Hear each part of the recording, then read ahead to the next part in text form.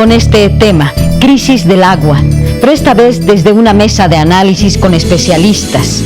Vamos a presentar al doctor Edson Ramírez, investigador del Instituto de Hidráulica e Hidrología de la Universidad Mayor de San Andrés. Bienvenido, gracias. Muchísimas gracias por la invitación. Y el licenciado Fabricio Escamaita, especialista en medio ambiente, cambio climático y resiliencia socioambiental. Sí, buenos días. Buenos días, muchas gracias. Bueno, Miguel, vamos a tratar ahora de poner claro y poner sobre el tapete las responsabilidades, porque hay una responsabilidad, sí, de las autoridades que tuvieron una falta de previsión, pero también improvisación en su actuar, y hay una corresponsabilidad de la ciudadanía, de las personas en un exceso de consumo, en un derroche del agua, y quisiéramos conocer el parecer de estas corresponsabilidades desde el punto de vista de los especialistas. ¿Podríamos comenzar con usted, doctor Ramírez, por favor? Bueno, muchas gracias. Yo creo que si hablamos en términos de corresponsabilidad, deberíamos remontarnos incluso a varios años atrás, desde el momento en que se inicia la revolución industrial y empezamos a producir más gases de efecto invernadero que alteran un ciclo, o llamémosle una variabilidad natural que tiene el clima. Es decir, el clima tiene desde ya una variabilidad natural, o sea, ha cambiado en el pasado, cambia en el presente, cambia en el futuro, pero eso tenemos que adicionarle además un componente que incorpora el ser humano con la emisión de estos gases y provoca lo que nosotros llamamos ya este cambio climático, que acelera estos procesos o los distorsiona de otra manera, ¿no? Es en realidad un catalizador donde vemos ya incrementos de temperatura que no tienen precedentes con periodos pasados, que se han registrado ya a través de diferentes técnicas. Por lo tanto, nos muestra ya los modelos actuales de clima de que no se puede reproducir el clima actual si no consideramos ambos factores. Es decir, solamente simulamos el clima con las condiciones naturales, no coinciden. Pero en el momento en que incorporamos este factor, efectivamente coinciden perfectamente. Entonces, hay una clara evidencia que efectivamente hay un impacto provocado por el hombre. Fabricio. Bueno, se habla mucho del cambio climático últimamente y parece que fuera un enemigo nuestro que bien nos ataca. Pero en realidad, como decía el doctor Ramírez, es muy clara la relación que existe entre el humano, la actividad humana, pasada y presente también, con el cambio climático. Pero actualmente en las ciencias se está empezando a debatir no solamente sobre el cambio climático, sino sobre cambios globales. Los cambios globales vienen a ser una serie de factores de origen humano que afectan justamente a diferentes aspectos que están relacionados con el clima, pero que están relacionados con nuestra forma de vivir, con nuestra forma de consumir, con nuestra forma de existir en realidad como especie. Antes de comenzar esta entrevista, me comentaba que todo esto tiene que ver también con el exceso de consumo de carne, de pollos. ¿Por qué? Bueno, uno de los problemas, digamos, en términos de cambio climático en Bolivia es la deforestación. La deforestación que tiene grandes cantidades de emisiones de dióxido de carbono equivalente, es decir, metano, están relacionados con dos factores, con la expansión de la frontera agrícola, que principalmente se da en el oriente del país, y la agricultura que está relacionada con la expansión de la frontera agrícola está relacionada con la producción de soya, y la soya se utiliza para alimento de los pollos esencialmente y también del ganado vacuno. Y es interesante ver las estadísticas porque en los últimos 50, 60 años el incremento de consumo de carne que nosotros tenemos, y usted lo puede ver en cualquier lugar, va al campo, a cualquier lugar, ve pollo.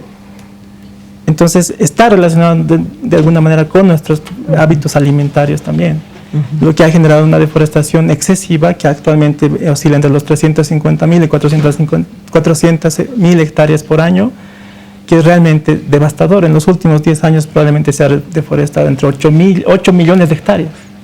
Y obviamente eso genera un impacto en el flujo del agua, en general de todo el proceso que significa un ciclo hídrico, ¿no? Se ha hablado mucho del tema de la baja de precipitaciones pluviales, el tema del deshielo, Este tema de la deforestación es interesante, ¿no? Pero ¿cómo han hecho algún estudio o análisis específico del impacto de la deforestación acá en La Paz específicamente, con lo que ahorita estamos viendo en este panorama, ¿no?, de crisis del agua?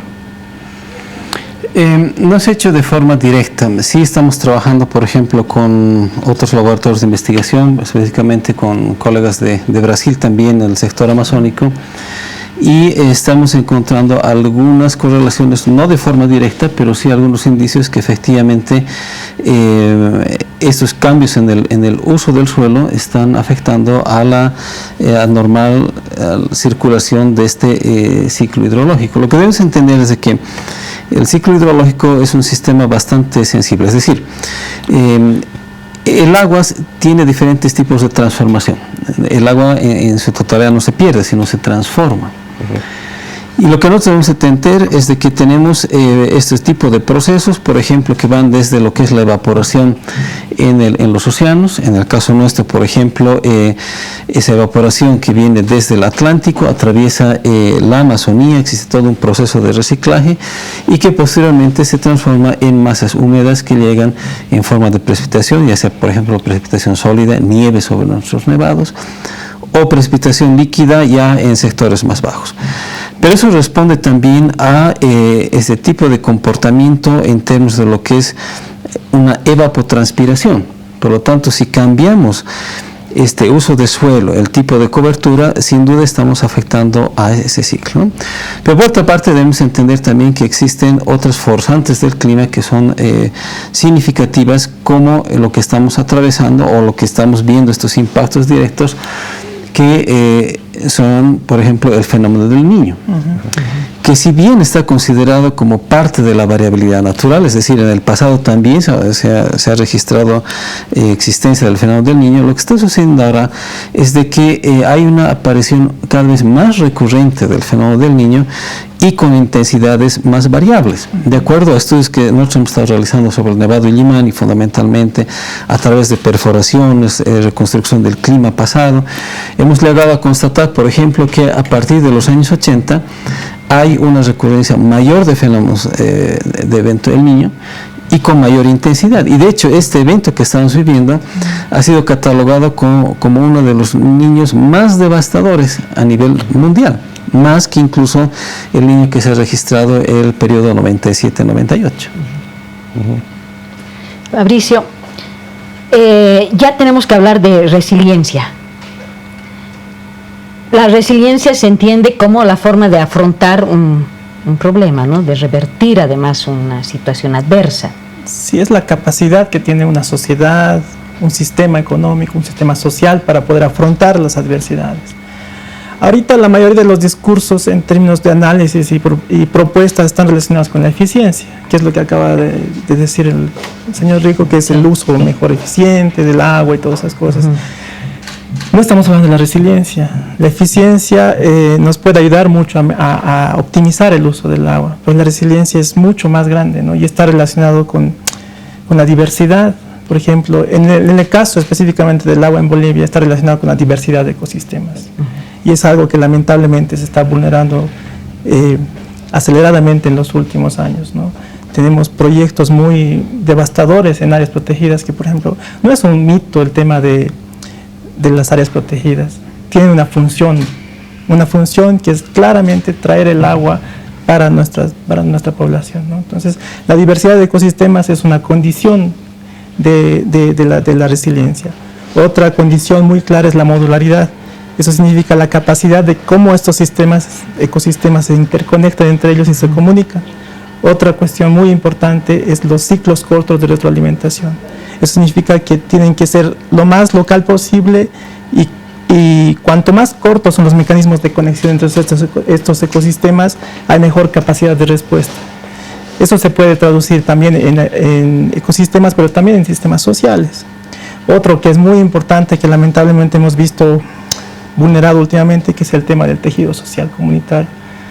Es decir, la organización de la población desde las juntas vecinales, juntas escolares, que tengan además acceso a información, que es muy importante, se organizan y generan innovación. Por ejemplo, no se hace mucha investigación probablemente en este término de lo que significa los impactos del cambio climático, sobre todo relacionados con la sociedad. Hay mucha investigación sobre cuáles son los posibles impactos, pero ¿qué hacemos como sociedad, no? Entonces, la innovación y además fomentar la capacidad creativa de la población no es algo que se haya hecho. Entonces, creo que por ahí podrían ser algunas luces que nos ayuden justamente a generar resiliencia efectiva, no a 5 ni a 10, probablemente a 20 años, en gestionar este tipo de crisis. Pero que tiene que comenzar ahora, con un cambio de conducta actual. Sí. A eso nos estamos refiriendo, doctor.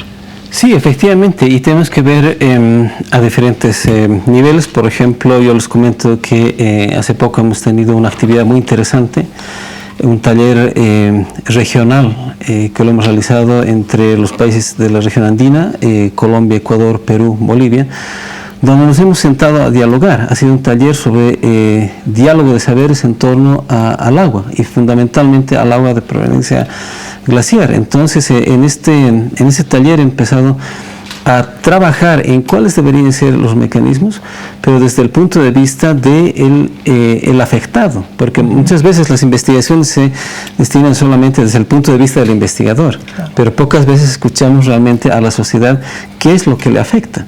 En este tipo de actividades han salido resultados muy interesantes de podernos orientar a nosotros, justamente como decía el colega, de cómo deberíamos orientar nuestra investigación.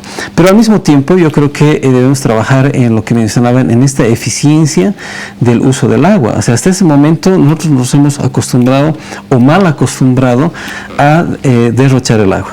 Yo creo que en estas situaciones estamos empezando recién a valorar la verdadera magnitud de un problema que nos conduce a también valorar el agua, ¿no?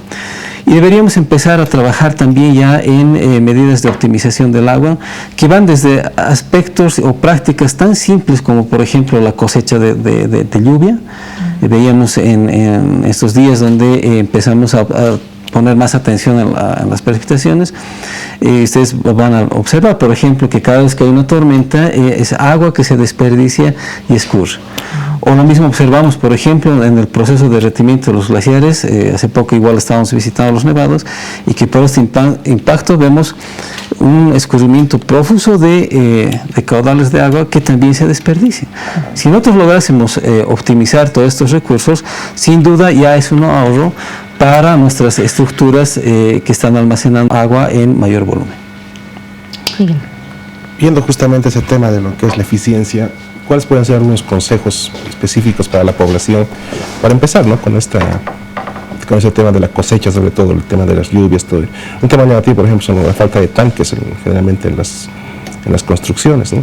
Sí, efectivamente, yo creo que debería empezarse a trabajar también ciertas normativas para lo que sería, por ejemplo, ya construcciones ya a futuro, de que deberían tener sistemas de colecta de lluvia. Y en las construcciones más antiguas debería irse actualizando de tal manera de que podamos hacer este tipo de colecta, ¿no? ¿Qué otros consejos más se puede dar a la población? Sí, más que a la población, creo que también es a los tomadores de decisiones, el cambio de paradigma de la captación al desarrollo de los recursos hídricos. Porque actualmente las soluciones que nos están proponiendo todo es captación. Represas, ¿no? Represas por aquí, drenar, cambiar de trasvases que quieren hacer de cuencas. En realidad deberíamos empezar a trabajar en lo que significa el desarrollo de recursos hídricos. Por ejemplo, el tema de cómo optimizamos las instalaciones para evitar la evaporación o reducir la evaporación, por ejemplo, la captación de la precipitación horizontal, que son tecnologías ya bastante experimentadas. Por ejemplo, ¿en qué consiste, por ejemplo, esto? Bueno, tenemos, el aire tiene agua. Ajá. Entonces, ¿cómo captamos esa agua de la humedad que ya existe, ¿no? Sin vulnerar, por ejemplo, el ciclo hidrológico que decíamos, ¿no? En un clima como el paceño, un clima seco, como el del Alto, ¿existe humedad en el aire? Claro que sí. Claro que sí, eso lo han visto en los desiertos, se ve, hay sistemas muy locales, muy pequeños probablemente, pero que tienen capacidad de captación de hasta 100 litros por día, por ejemplo. ¿Y eso significa el desarrollo de nueva tecnología? Exactamente. Exactamente.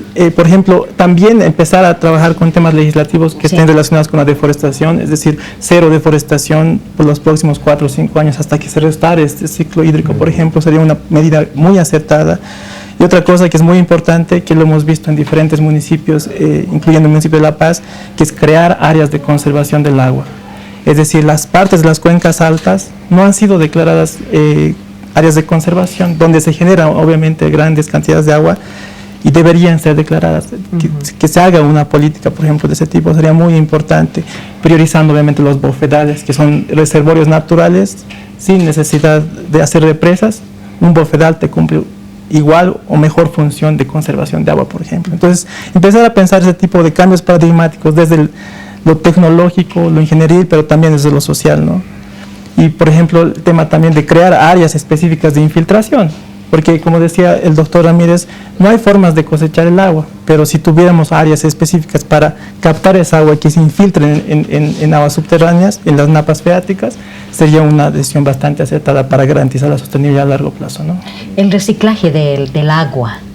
No tenemos esa costumbre tampoco de reciclar, ni tenemos los sistemas tecnológicos para hacerlo, ¿no? Sí, efectivamente, porque, por ejemplo, para poner un ejemplo muy simple, el agua que se utiliza para lavar ropa, por ejemplo, es agua que también puede ser reutilizada. En los inodoros, por ejemplo. Exactamente. Y acotando, por ejemplo, a lo que decía el colega, este tipo de sistemas de captación de nieve o bruma, por ejemplo, podrían ser muy eficientes en sectores como, por ejemplo, el sector de, si ustedes conocen el Valle de Songo, por ejemplo, son sectores donde permanentemente hay una alta humedad. Y también hay que hacer un énfasis sobre estos ecosistemas que son los bofedales, que de acuerdo a lo que nos estamos analizando, probablemente es uno de los ecosistemas que ha permitido, por ejemplo, que la represa de Tuni no haya sufrido un impacto tan directo como hemos visto en las otras presas. Es decir, tenemos estos sistemas de amortiguamiento, que es el glaciar que derrite fundamentalmente durante el verano y es la época de lluvias también, pero no se le ha dado tanta importancia al bofedal, que en realidad es el verdadero regulador de agua, porque es el que acumula agua durante la época de lluvias y del verano, y es durante la época seca donde está permitiendo tener un caudal regulado. Eso es algo que todavía está en una fase todavía muy primaria de su entendimiento como tal y considerarlo como un regulador del caudal. Otra medida que deberíamos tomar, y bueno, los gobiernos municipales deberían tener claro que si hay un ojo de agua o un manantial, no deberían hacerse construcciones, ¿no? Justamente es lo que la propuesta que decía, es áreas de conservación específicamente para el agua. Todos los municipios saben de dónde sale su agua, y declarar estas áreas como áreas de preservación y conservación de agua puede realmente amortiguar los posibles impactos a largo plazo, ¿no? Bueno, esta temporada en que se habla tanto del agua, mucha gente ha comenzado a descubrir que, bueno, su vecino, por ejemplo, había construido su casa en un manantial, ¿no? Y por eso tiene agua permanentemente. ¿Qué se puede hacer con ese tipo de manantiales, por ejemplo, que están dentro de una casa? Bueno, de hecho ya es un elemento de riesgo también, ¿no? Porque debemos entender que, como casos que hemos visto, de que la humidificación del suelo provoca riesgo también en posibles deslizamientos de las viviendas. Entonces, desde ya no se debería hacer eso. Yo pienso más bien que debería protegerse ese tipo de manantiales y cuantificarlos, es decir, inventariarlos también, porque esa es la única manera de que podemos tener una idea clara, por ejemplo, de la disponibilidad de agua en nuestro medio. En realidad lo que debemos hacer es inventariar todos esos cuerpos de agua, de tal manera que podamos tener una idea real de cuánto contamos. Ya de hecho hay un problema de propiedad en estos casos, ¿no? ¿Hay algún sistema, alguna medida que se puede tomar? Bueno, teniendo en cuenta que en la Constitución tenemos un capítulo específico sobre los recursos hídricos, ¿no? Mecanismos legales existen. existen varios estipulados dentro de la ley de la madre tierra, por ejemplo, la prioridad de recursos hídricos. Se puede hacer una expropiación de parte de los municipios cuando se considera que los territorios son de prioridad. Yo creo que justamente, pero más allá de los recursos legales que tengamos, hay una corresponsabilidad como individuos, como ciudadanos, como personas, ¿no? Entonces creo que ahorita justamente es un tiempo de empezar un proceso de reflexión profunda entre el Estado y nosotros como ciudadanos, justamente para ver cómo conjuntamente podemos paliar estos procesos, desde, como decíamos, desde el consumo hasta este tipo de cosas que usted menciona con temas legales, jurídicos. Decir, bueno, yo en mi terreno hay una cuestión de agua, voy a donar al municipio para que ellos se hagan cargo de la preservación y conservación de estos recursos hídricos, porque no es un problema de La Paz, es un problema de prácticamente... De todo el país, De ¿no? todo el país, exactamente. Entonces, ¿cómo proponemos cosas de manera estructural en un sentido de corresponsabilidad? Porque a veces esperamos todo del gobierno, el gobierno, pero nosotros, ¿cuándo? Hay una responsabilidad evidentemente del gobierno, y creo que nuestra función ahorita es tomar mayor protagonismo como ciudadanos, generando justamente este tipo de propuestas, ¿no? Sin duda estamos en un momento de inflexión, ¿no?, en este tema de lo que es los recursos hídricos. Después de que ustedes como expertos han escuchado todas las exposiciones de las autoridades, todo ello, ¿cuánto tiempo creen ustedes que todavía estamos en este momento de crisis vamos a estar, ¿no? Eso va a depender también de cuán disciplinados vamos a ser como sociedad. Debemos tomar en cuenta de que debemos cambiar nuestras propias actitudes, es decir, unas propias actitudes hasta de un nivel prácticamente de llamémosle probablemente egoísmo, es decir, de utilizar más de lo que necesitamos, es decir, de que si tomamos más de lo que necesitamos, eso puede significar el vaso de agua que necesite otra persona, un niño, una persona mayor. Por lo tanto, en este momento debemos empezar a pensar como sociedad, debemos que pensar como país.